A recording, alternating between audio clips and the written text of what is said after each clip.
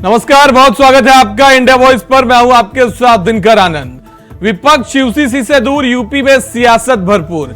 जी हां, आज यूसीसी की और यूपी की सियासत पर पड़ने वाले उसके असर की तरफ चर्चा करेंगे। जहां एक तरफ 24 से पहले राम मंदिर का मुद्दा गूंज रहा है, तो वहीं दूसरी तरफ यूसीसी लाने की तैयारी चल रही है। अखिलेश यादव के पास यूसीसी को लेकर क्या कुछ तोड़ है।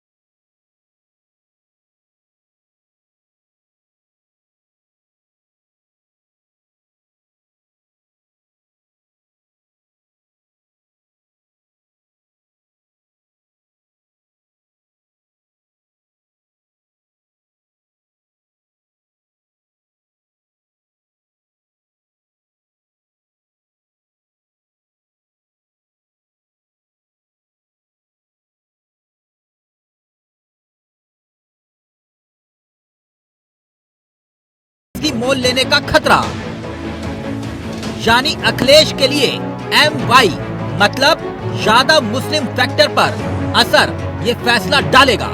जाहिर है अब अगले कुछ दिनों तक इन्हीं दो मुद्दों पर ताबड़तोड़ सियासी बल्लेबाजी होगी और जबरदस्त माइंड गेम चलेगा। भले ही पीएम मोदी ने साफ शब्दों में यूसीसी की वकालत की हो, लेकिन ये कब और कैसे लागू होगा, इस पर चर्चाएं चल रही हैं। कहने वाले कहते हैं कि पूरे देश की सियासत के साथ साथ सबसे ज्यादा असर इस मुद्दे का यूपी की सियासत पर पड़ना तय है। बात सिर्फ और सिर्फ अखिलेश यादव की ही नहीं, बल्कि बसपा प्रमुख मायावती की भी है कि क्या वो यूसीसी के मसले पर बीजेपी के साथ खड़ी होंगी या फिर नहीं। जहां एक तरफ पटना में विपक्षी एकता के वक्त भावनात्मक मुद्दों को इग्नोर करके अपने ठोस मुद्दों पर ही टिके रहने की रणनीति विपक्ष ने बनाई थी, मगर आम आदमी पार्टी ने यूसीसी को सपोर्ट करने की घोषणा करके सारे के सारे अरमानों पर विपक्ष के लिए पानी फेर दिया। मगर यूसीसी के मुद्दे के आगे अब कौन कौन सा मुद्दा टिक पाता है, ये देखना दिलचस्प होगा, क्योंकि राम मंदिर का मुद्दा हो या फिर यूसीसी का, सियासत की पिच पर पूरे देश में इस वक्त यूपी के मुखिया सीएम योगी से अच्छा बल्लेबाज कोई और दिखता नहीं है। Bureau report, India voice, Lucknow.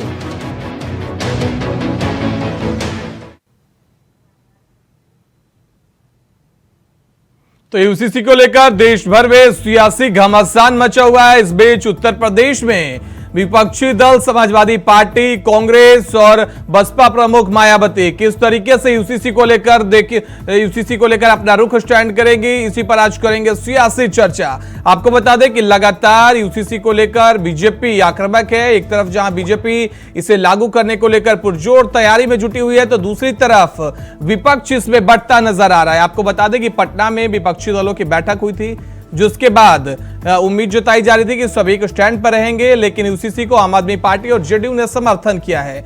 आज इसी पर करेंगे चर्चा। हमारे साथ बीजेपी से कैप्टन आईपी सिंह भदौरिया जी जुड़ गए हैं, प्रवक्ता हैं बीजेपी से। रत्नेश मिश्रा प्रवक्ता हैं कांग्रेस से। सर, दोनों का बहुत बहुत स्वागत है सर इंडिया वॉइस पर। रत्नेश मिश्रा जी, मैं आपके पास आना चाहूंगा। सर, यूपी में यूसीसी को किस तरीके से देखते हैं, इसके क्या सियासी मायने निकाले जाएंगे सर? देखिए, यूसीसी की जब आप बात करते हैं दिनकर जी, जी, तो आपको पूरे देश के परिप्रेक्ष्य में देखना चाहिए। और यूसीसी देखिए हमारे कॉन्स्टिट्यूशन में है, तो कॉन्स्टिट्यूएंट असेंबली ने कुछ सोच समझ कर ही डाला होगा। लेकिन यूसीसी को इम्प्लीमेंट करने के पहले दिनकर जी कुछ बिंदु हैं जिस पर सरकार को अपना रुख स्पष्ट कर देना चाहिए। जैसे आर्टिकल 44 की जब बात करते हैं भारतीय जनता पार्टी के नेता और हमारे प्रधानमंत्री जी, तो एक उसमें अम्बेडकर साहब ने कॉन्स्टिट्यूएंट असेंबली की डिबेट में कहा था कि समान नागरिक संहिता जो है वो स्वैच्छिक होनी चाहिए, थोपी नहीं जानी चाहिए। दूसरा एक बिंदु जो है, भारतीय समाज में धर्म एक बहुत महत्वपूर्ण पक्ष है दिनकर जी। अगर किसी के ऊपर इस प्रकार की जबरदस्ती कानून थोपे जाएंगे तो धर्म के आघात के रूप में देखा जा सकता है जी। आर्टिकल 25 हमें किसी भी धर्म को मानने, उसका प्रचार करने, उसका आचरण करने का अधिकार देता है जी। और ये हमारे नागरिक कानूनों पर भी लागू होता है। तो आर्टिकल 25 के उल्लंघन को किस प्रकार रोकेगी सरकार, ये भी एक बिंदु है जी। तीसरा चौथा एक बिंदु है कि भारतीय समाज, जो भारत की राजनीतिक व्यवस्था है दिनकर जी, वो तो लोकतांत्रिक हो गई है जी। लेकिन भारतीय समाज जो है वो आप भी जानते हैं, मैं भी जानता हूँ और सारे लोग जानते हैं, भारतीय समाज अभी उस तरह लोकतांत्रिक नहीं हो पाया है जी। यहाँ आप अन्य जाति में शादी कर दीजिए तो लोग हत्या कर देते हैं जी। तो इस संहिता को लागू करने के बाद समाज में जो संघर्ष की स्थिति आएगी उस पर सरकार के पास क्या एजेंडा है। मेरे दो बिंदु और हैं दिनकर जी जो संविधान से जुड़े हुए हैं। ठीक है रत्नेश जी, मैं आपके पास आऊंगा। हमारे साथ अशोक यादव भी जुड़ गए हैं, समाजवादी पार्टी के नेता हैं। सर आपका भी बहुत बहुत स्वागत है सर इंडिया वॉइस पर। आप भी से शुरुआत करता हूं सर, यूसीसी को लेकर किस तरीके से देखते हैं उत्तर प्रदेश में?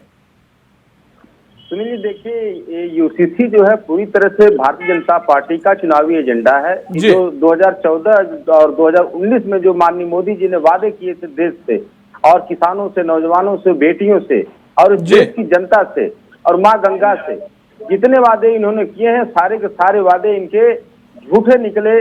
और इन झूठे वादों को इन्होंने, इस झूठे वादों से बचने के लिए ये यूसीसी जैसा एक चुनावी शिगुफा इनका भारतीय जनता पार्टी का। अब देश की जनता बिल्कुल जागरूक हो गई है, वो जान रही है कि चुनाव को ठीक पहले इस तरह की भावनात्मक चीजें ला करके भारतीय जनता पार्टी एक सामाजिक ध्रुवीकरण धार्मिक आधार पे करके सोच रही है कि अपनी सारी नाकामियों को छिपा करके हम फिर से चुनाव निकाल लें। आप देखेंगे किस तरह से 2019 में अशोक जी आपका कहना है बीजेपी ध्रुवीकरण कर चुनावी हथकंडे अपना रही है, लेकिन सर अहम सवाल यह है कि 2024 से पहले राम मंदिर, उसके बाद यूसीसी, और यूसीसी एक ऐसा मुद्दा माना जा रहा है लोगों के बीच कि जब बीजेपी इसको लेकर आएगी तो सारे हिंदू, जितने भी हिंदुत्व के मानने वाले लोग हैं, सारे एकजुट हो जाएंगे। उसके ऊपर से सीएम योगी का फायर ब्रांड जो योगी आदित्यनाथ का चेहरा है, कैसे टैकल करेंगे सर समाजवादी पार्टी के लोग इसे? सुनील जी, देखिए सबसे पहले हमें पूछना चाहते हैं कि क्या इस देश में समान नागरिक, यूसीसी के पहले जो भी संविधान जो बाबा साहब का द्वारा दिया गया संविधान है इस देश को, क्या उस संविधान के हिसाब से सबको समान कानूनी न्याय मिल पा रहा है? क्या सबको समान अधिकार मिल पा रहे हैं? क्या सबको समान अवसर मिल पा रहे हैं? क्या इस देश में डिस्क्रिमिनेशन कास्ट के आधार पे, जेंडर के आधार पे और रिलीजन के आधार पर सबसे ज्यादा अगर कहीं हुआ तो भारतीय जनता पार्टी के सरकार में हुआ, मोदी सरकार में हुआ। व्हाइट हाउस में इसका जीता जागता उदाहरण जो पूरे विश्व के समाज के, पूरे विश्व बिरादरी के सामने हमारे देश का जो मस्तक जो है शर्म से झुक गया, जब वहां पे Sabrina Siddiqui wall street journal की पत्रकार ने मोदी जी से पूछने का काम किया कि क्यों अब आपके देश में धार्मिक आधार पर डिस्क्रिमिनेशन होता है और विपक्ष की आवाज चुप करा दी जाती है, फ्रीडम ऑफ स्पीच नहीं है आपके यहाँ, इसके बारे में माननीय मोदी जी आपका सरकार क्या कर रही है? ठीक है अशोक यादव जी, ठीक है, मैं बीजेपी से ले लेता हूँ कैप्टन आईपी सिंह भदौरिया जी हमारे साथ जुड़े हुए हैं। सर आपसे मैं ओपनिंग कमेंट लेना चाहता हूं। सर आपने सुना अशोक यादव जी को, उन्होंने कहा कि बीजेपी किस तरीके से सर काम कर रही है, आप लोग सिर्फ चुनावी हथगंडे अपना रहे हैं सर, ऐसा आरोप लग रहा है आप पे। हाँ, मैं इनको बताना चाहूंगा, ये हमारे जो दोनों साथी बैठे हैं समाजवादी के और कांग्रेस के जी, थोड़ा संविधान पढ़ लिया करें, थोड़ा पढ़ लिख के आया करें, आके उल जुलूल न बोलना शुरू कर दिया करेंगे। राष्ट्रीय चैनल है जी, देखती है, कुछ भी बोलना शुरू कर देते हैं कि भारतीय जनता पार्टी ये ध्रुवीकरण करना चाहती। अरे जनाब, आप देखिए आर्टिकल 44 में क्या लिखा है, शायद आप पढ़ा नहीं है, थोड़ा पढ़ के आया करो। थोड़ा आर्टिकल 44 में बाबा साहब ने लिखा है कि नागरिक संहिता, आम नागरिक संहिता बहुत जरूरी है। और इसके ऊपर जो है ना, जब उन्होंने सदन में कहा था तो नेहरू जी के ऊपर थोड़ा आनाकानी कर रहे थे। इसी बात पर उन्होंने लोकसभा से नेहरू जी के सामने अपना इस्तीफा दे दिया था, कांग्रेस छोड़ दी थी उन्होंने। और आप बात कर रहे हैं, एक बार तो कह देंगे कि संविधान से चलेगा और दूसरी बात कह रहे हो कि संविधान का कोई मतलब नहीं है। राज्यसभा के सदस्य, लोकसभा के नहीं। क्या कह रहे हैं? क्या कह रहे हैं? प्रवक्ता ये करेक्शन करने, वो लोकसभा का चुनाव हार गए। कौन हार गए लोकसभा का?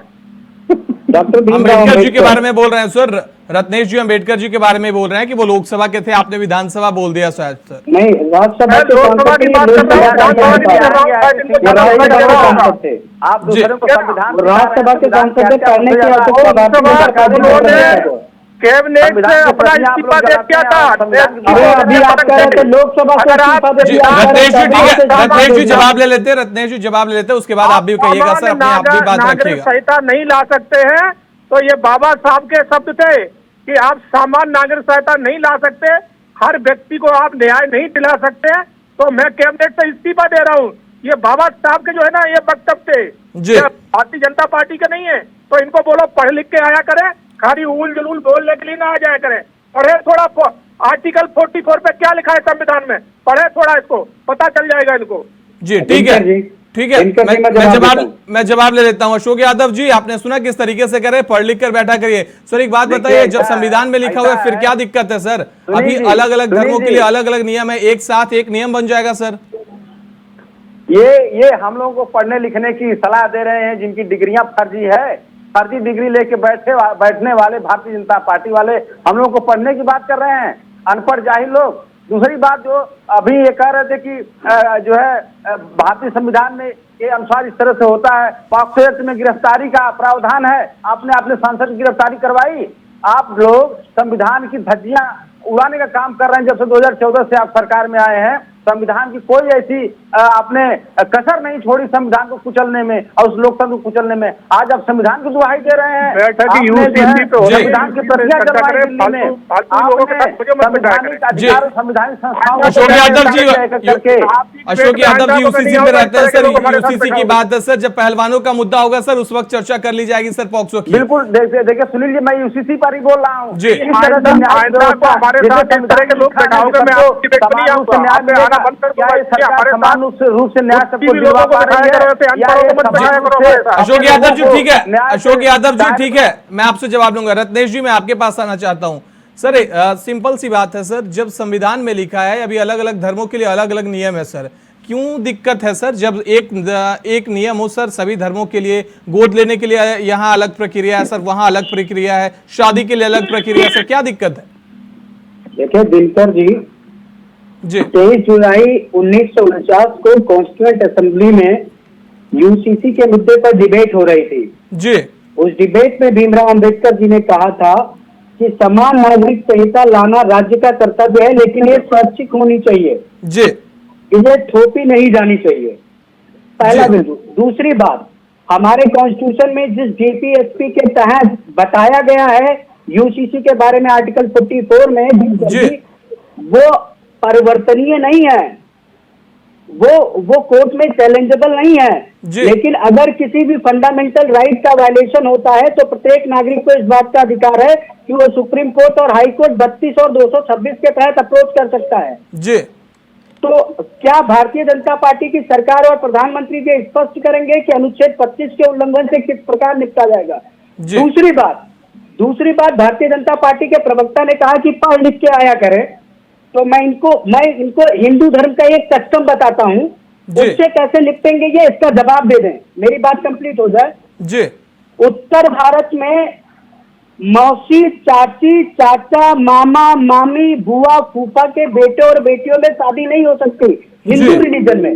लेकिन जब आप दक्षिण भारत में जाएंगे दिनकर जी, तो रिश्तेदारी में शादियों को शुभ माना जाता है। मतलब हिंदू वैदिक कल्चर को ही मानने में एक जगह सगे संबंध के रिश्तों में शादी से मनाई है तो दूसरे क्षेत्र में उसे शुभ माना जाता है।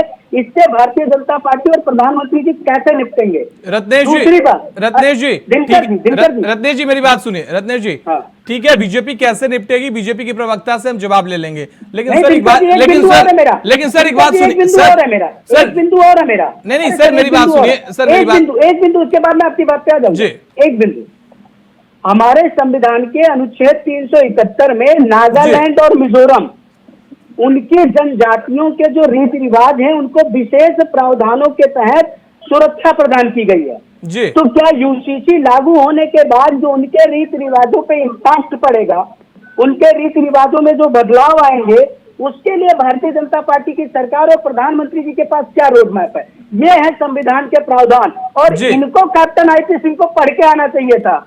कुछ पता है नहीं, बस है मोदी मोदी मोदी। ठीक है रत्नेश जी, ठीक है रत्नेश जी ठीक है, काम नहीं करने वाली। रत्नेश जी ठीक है, आपसे फिर जवाब लेंगे, लेकिन सर एक बात तो यह भी है ना सर कि जब शाह बानो प्रकरण जब चल रहा था सर 1985 का मैं हवाला दे रहा हूं आपको, उस वक्त सर सुप्रीम कोर्ट ने कहा था कि हमारे यहाँ संविधान 44 जो है सर वो एक मृत अक्षर की तरह रह गया है, क्योंकि हमारे यहाँ समान न्यायिक कानून का प्रावधान है, लेकिन सर वो एक मृत अक्षर बन गया है। कोर्ट ने भी कहा है सर ये।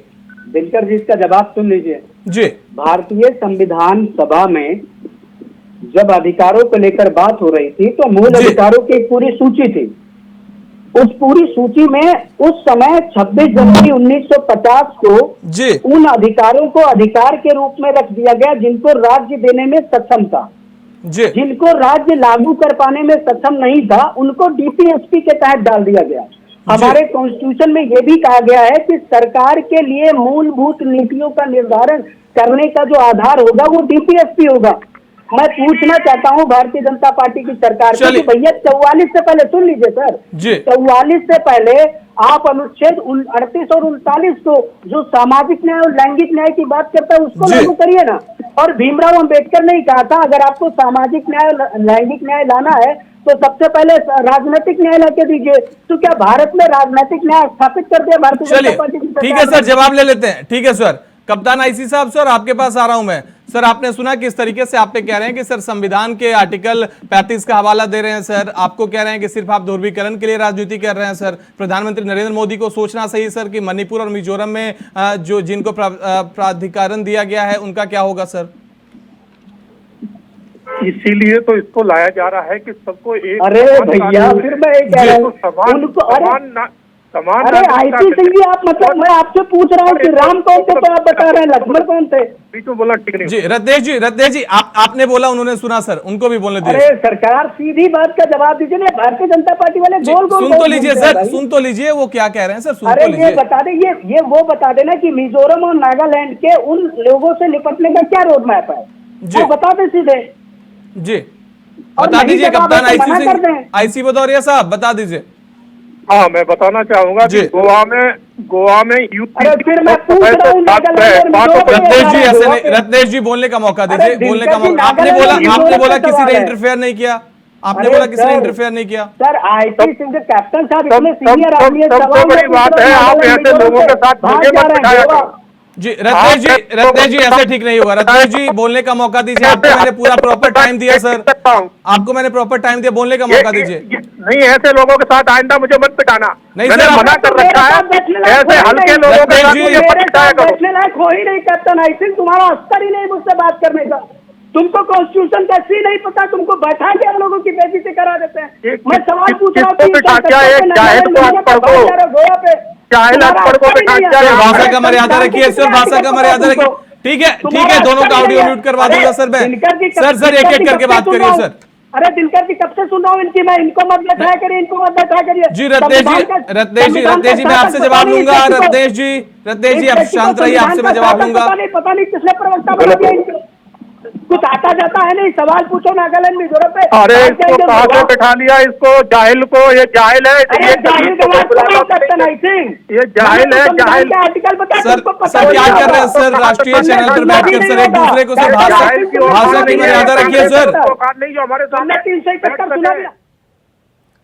आप दोनों का ऑडियो नीचे कर रहा हूं सर। अशोक यादव जी मैं आपके पास आना चाह रहा हूं सर लगातार यूसीसी का मुद्दा सर देश में गरमा रहा है। एक तरफ से बीजेपी कह रही है समाजवादी पार्टी के पॉलिटिक्स को शूट नहीं कर रहा, एमवाई फैक्टर सर आपसे दूर हो जाएगा, इसलिए आप लोग विरोध कर रहे हैं सर। देखिए, समाजवादी पार्टी कभी भी इस तरह के धार्मिक उन्माद फैलाने में और उसको उसके आधार पर अपनी राजनीतिक रोटी सेकने में कभी विश्वास नहीं करती। समाजवादी सरकार 2012 से 2017 तक थी।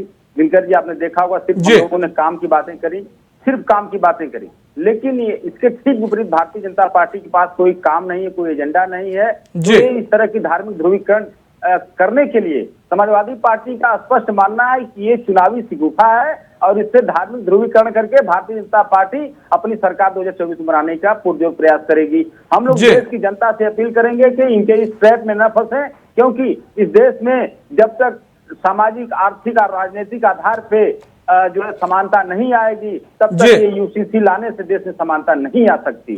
तो पहले तो आपका राजनीतिक जो भारतीय जनता पार्टी की सरकार का है कि आप सत्ता में है, केंद्र की सरकार सत्ता में, राज्य की सत्ता में, पहले आप सामाजिक, आर्थिक और राजनीतिक न्याय को एक समान रूप से सबके ऊपर लागू करिए। समाजवादी पार्टी का स्पष्ट मानना है कि जब तक आप एक समान रूप से सबको सामाजिक, आर्थिक, राजनीतिक और शैक्षिक न्याय नहीं दे सकते, या यूसीसी के साथ आप अन्याय कर रहे हैं। और यूसीसी से कुछ निकलने वाला नहीं है, क्योंकि ये सिर्फ और सिर्फ कानूनी एक तरह का इनका एजेंडा है। और समाजवादी पार्टी, लेकिन अशोक यादव जी आप लोगों ने पटना में बैठक की सर, जिसके तले आप लोगों ने बैठक की, जिस छत के तले सर जेडीयू ने उसका समर्थन किया सर, कल उनके बयान को आपने सुना होगा सर।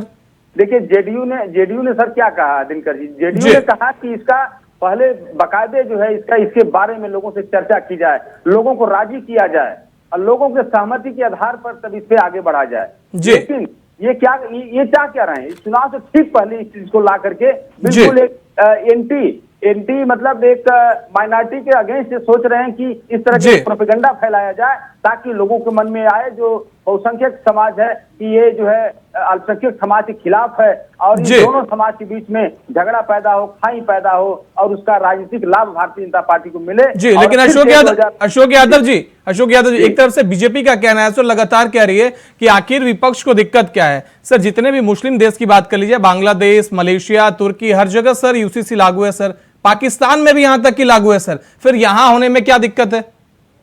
देखिए दिनकर जी, जब से मोदी जी सत्ता संभाले हैं तब से अपनी तुलना हमेशा जिन देशों का आपने नाम लिया है, ये इन भारत देश को उन्हीं देशों के पैरेलल मानने लगे हैं।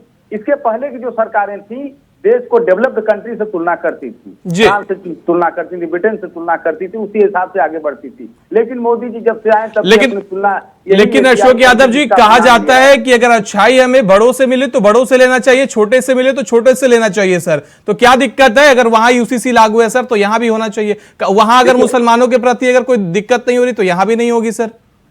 देखिए दिनकर जी, अगर इनको यूसीसी लागू करना था, जब इनकी सरकार बनी 2014 में, या जब 2019 में ये सरकार में आए, तो शुरू में ही आए होते और यूसीसी के ऊपर काम किए होते।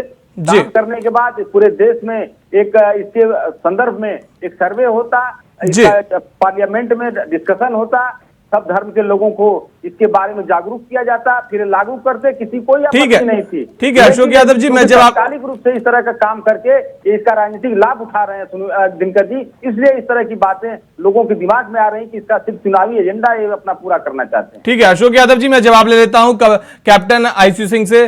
सर, इन्होंने कहा कि 2014 में सरकार आई थी सर, उस वक्त से आपकी सरकार को 9 साल हो गए सर, अब 10 साल होने को है सर। आज क्यों सर चुनाव के समय क्यों यूसीसी याद आई सर?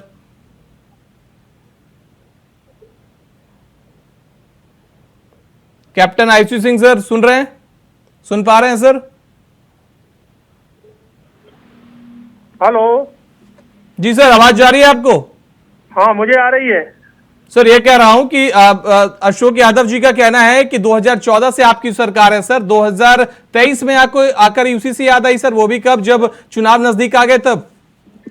नहीं, ऐसा कुछ नहीं होता कि चुनाव याद आ गए। चुनाव तो भारत में हर 2 महीने बाद कोई ना कोई चुनाव चलते रहते हैं जी। हम कोई है कि यूसीसी के लिए ही थोड़ी बैठे हैं जी। तो लेके कितने कानून बनाए हैं, कितने पास कराए हैं।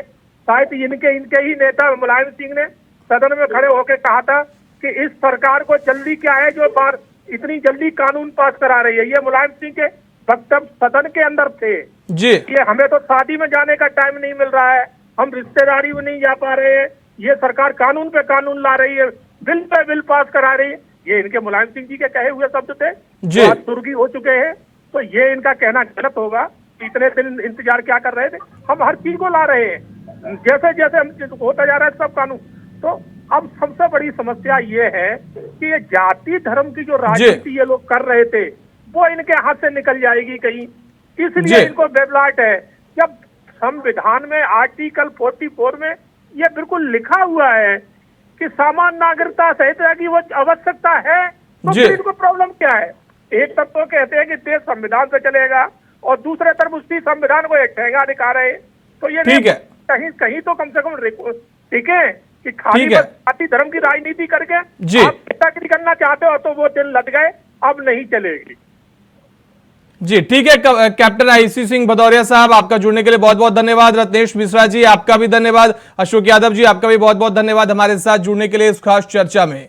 तो पूरे देश में यूसीसी को लेकर सियासी माहौल गर्म है। एक तरफ जहां विपक्ष इसका विरोध में जुटा हुआ है, तो दूसरी तरफ बीजेपी लगातार इसका समर्थन कर रही है। उत्तराखंड में 30 तारीख तक इसकी ड्राफ्टिंग कर ली जाएगी, उसके बाद आगे की प्रक्रिया की जाएगी। आज के लिए इस चर्चा में जुड़ने के लिए सबका बहुत बहुत धन्यवाद। इंडिया वॉइस पर आगे की खबरें भी जारी रहेंगी।